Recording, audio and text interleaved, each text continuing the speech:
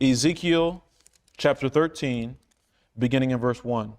And the word of the Lord came unto me, saying, Son of man, prophesy against the prophets of Israel that prophesy, and say thou unto them that prophesy out of their own hearts, hear ye the word of the Lord. Pause. So you have some prophets. Now remember, Ezekiel is the prophet, but you have some other prophets, the Bible is saying. Now remember, prophet can also just mean a mouthpiece for God. You have some other prophets who are prophesying out of their own hearts. Not what God is telling them to say. They're just whatever they feel like saying, whatever the spirit of Satan is leading them to say. Verse 3, Thus saith the Lord God, Woe unto the foolish prophets that follow their own spirit and have seen nothing. They've seen what? They've seen nothing. So these prophets of Baal, these are actually prophets of Baal. It says they've seen nothing, and these are foolish prophets. I want to write these things on the board, because we need to understand the foolish prophets are the prophets of Baal. The foolish prophets are also the foolish virgins. That's why God is using that terminology, so you can identify who are these foolish virgins. God is going to describe it in such a vivid way in this chapter. Now, it says they've seen nothing. If they seen nothing, that means they have no dreams. They're prophesying out of their own heart. They've seen nothing. They've had no vision. They've had no dream.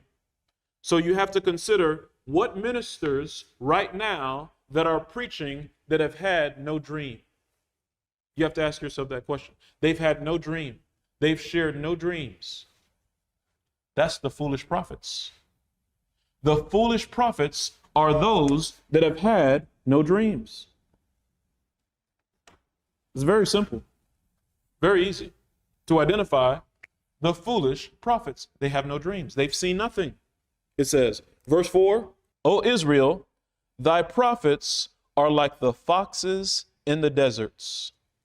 Write down in your notes, Luke chapter 13, verse 31 to 34. Jesus says, Go tell that fox, behold, I cast out devils and I do cures today, tomorrow, because the Pharisees had just lied to him. The Pharisees came with a lie to Jesus to try to trip him up. And then he responds, but he says, go tell that fox. What's the prominent feature when you look at a fox? What's the prominent feature of that animal when you look at it? The tail, that bushy tail. And when you consider the bushy tail, in the Bible, a tail represents lies. Isaiah 9:15 says, the ancient and honorable is the head, the prophet that teacheth lies, he is the tail. The prophet that teacheth lies, he is the tail. Again, that's Isaiah 9 and verse 15. So when we read about the foxes here, God is saying there are lying prophets. There are foolish prophets that actually have no dreams. That's the foolish prophets. Which means these prophets are not experiencing the rain. Again, let me repeat. These prophets are not experiencing the rain.